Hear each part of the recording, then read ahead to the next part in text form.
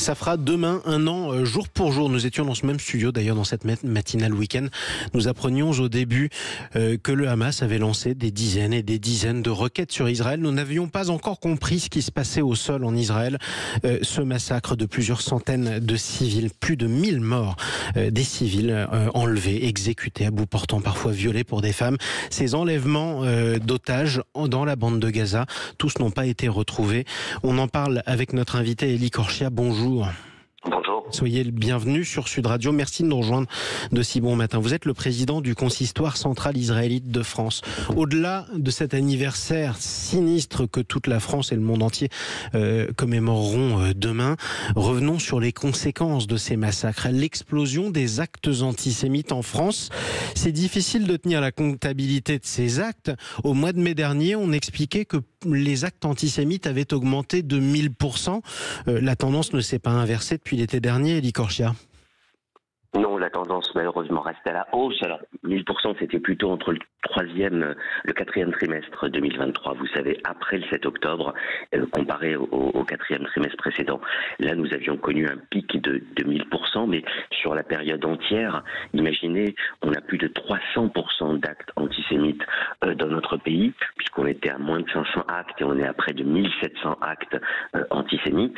Et ce qui est aussi inquiétant, c'est qu'après, effectivement, cette période, on a vu aussi qu'au premier semestre, notre premier semestre 2024, eh bien, la hausse avait continué encore et nous étions toujours dans une hausse de près de 300%.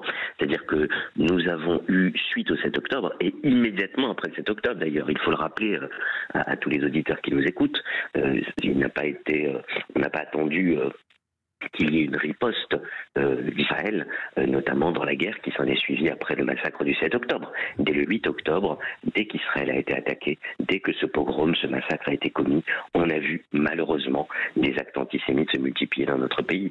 Et c'est ça le fléau aujourd'hui qu'il faut combattre, c'est cet antisémitisme qui s'est développé.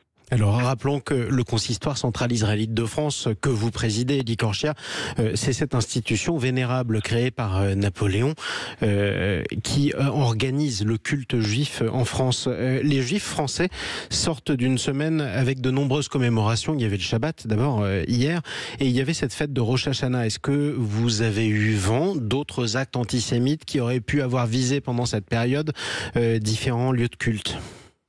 Non, nous avons eu des fêtes qui se sont passées vraiment dans de bonnes conditions. Il faut d'ailleurs remercier le ministre de l'Intérieur, le gouvernement, qui a mis les moyens aussi de sécurisation, parce qu'on en est là dans notre pays aujourd'hui. Il faut des forces de police démultipliées, il faut des forces aussi avec la force Sentinelle qui est intervenue. Et j'avais rencontré en compagnie du Grand Rabbin de France le ministre de l'Intérieur, Bruno Retailleau, juste avant la fête de Rosh Hashanah, du Nouvel An juif la semaine dernière, et nous avions effectivement discuté de beaucoup de sujets, bien évidemment, sur la situation actuelle de notre pays, sur l'état des communautés juives en France, mais nous avions aussi parlé sécurisation. Il nous avait d'ailleurs dit qu'il renforcerait les moyens de sécurisation pour ces fêtes, et heureusement, il n'y a pas eu d'incident à déplorer. Mais vous savez, l'antisémitisme actuellement, ce sont des actes qui se multiplient tous les jours, malheureusement, un peu partout en France d'ailleurs. Une récente analyse démontrait que lorsqu'il y a eu cette explosion dont je vous avais parlé des actes antisémites, 95 départements sur 101 avaient été touchés. C'est-à-dire que même dans des villes où il y a une petite, voire même pas du tout de communauté juive, on a vu des actes. Alors ça peut être des inscriptions antisémites, ça peut être des tags antisémites, ça peut être parfois quelqu'un qui habite et qui a un nom à consonance juive qui se retrouve avec la porte dégradée, la mezouza arrachée. On en est là malheureusement dans notre pays aujourd'hui, et c'est ça qu'on ne peut pas accepter quand on est attaché aux valeurs républicaines comme nous. Vous parliez du consistoire de France. Le consistoire de France est un modèle unique dans le monde entier d'organisation de la communauté juive, voulu par Napoléon il y a 216 ans, et nous avons toujours été une partie intégrante, active, viscéralement républicaine au sein de la communauté nationale. Et donc on ne peut pas accepter que des personnes, sous couvert d'antisionisme ou d'islamisme radical, ou tout simplement des extrémistes, aujourd'hui, veuillent attaquer des citoyens juifs. parce qu'ils sont simplement des Français de confession juive. Pour parler un peu plus concrètement, on a évoqué ces chiffres, cette multiplication d'actes antisémites. Dans quel cadre, dans quels actes de la vie quotidienne, les Français juifs sont les plus à risque? Qui est le plus visé? Ce sont des écoliers, ce sont parfois des rabbins, ce sont des gens qui portent une kippa dans la rue, ou quelqu'un qui juste a un nom à consonance juive sur sa sonnerie? Le pire, c'est que c'est un peu tout le monde. C'est un peu tout à la fois, si vous voulez. Nous avons eu, par exemple, des personnes, simplement parce qu'elles avaient un nom à consonance juive, qui se retrouvaient prises à partie. Pour la première fois depuis très longtemps, et vous avez raison de le souligner, on a vu aussi des enfants. Jusqu'à présent, c'était principalement des adultes. On a vu même dans des écoles, je ne parle même pas des lycées ou des collèges, on a même vu dans des écoles, des écoliers se faire prendre à partie par tel ou tel enfant qui évidemment répercute ce qu'il a entendu à la maison et qui se faisait insulter, voire même molester par d'autres camarades. On est dans cette période-là, alors même que vous l'avez rappelé tout à l'heure, le 7 octobre, c'est avant tout un basculement dans notre histoire contemporaine avec le premier pogrom qui a eu lieu en Israël, mais le premier pogrom qui a eu lieu contre une population civile qui a été massacrée, et c'est ça ce qui a évidemment entraîné ensuite la guerre que nous connaissons actuellement. Alors presque un an après ce massacre, les relations entre Paris et Tel Aviv sont au plus mal. Shame on you, a dit Benjamin Netanyahou, le Premier ministre israélien Emmanuel Macron, qui venait de décider un embargo certes symbolique, mais qui a fait beaucoup de bruit sur les ventes d'armes à Israël qui permettraient de bombarder la bande de Gaza. Comment vivez-vous ces tensions ? Écoutez, on le vit mal, bien évidemment, on le vit mal parce que, si vous voulez, d'un côté, il y a quelques jours encore, la semaine dernière, la France était aux côtés d'Israël lorsqu'Israël a dû se défendre face à cette attaque menée par l'Iran.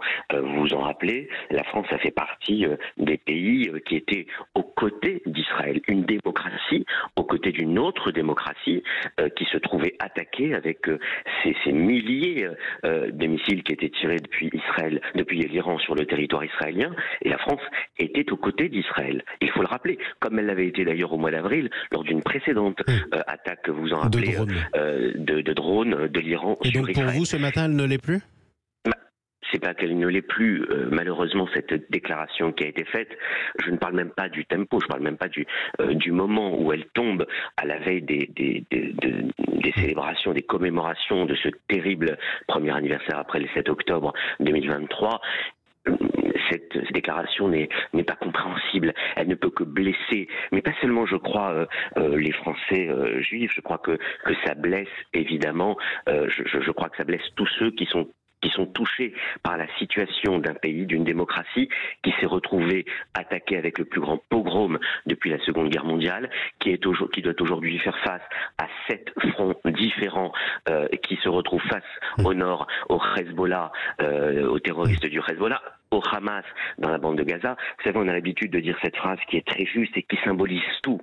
Si Israël devait ne plus avoir d'armes demain, Israël n'existe plus, c'est sa survie qui est en question. Si le Hamas demain dépose les armes, lui, eh bien il y a la paix, et s'il rend les otages demain, il y a la paix. C'est toute la différence entre le fait que le Hamas dépose les armes et il y a la paix. Israël n'a plus d'armes, Israël perd cette guerre, il n'y a plus d'État d'Israël. Donc il faut bien avoir conscience de cela et avoir dit dans cette période-là où nous vivons, j'avais entendu les appels à un cessez-le-feu, on l'avait déjà entendu effectivement, mais dire on veut un embargo sur les armes pour Israël qui est en train de se battre, de se battre contre le Hamas dans le sud du pays et contre le Hezbollah dans le nord du pays, effectivement c'est une déclaration qui a profondément blessé et qui est très très mal ressentie, bien évidemment. Merci Eli Korshia.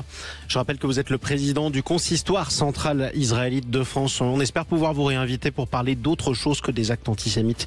Malgré tout, une prochaine fois avec plaisir sur Sud Radio.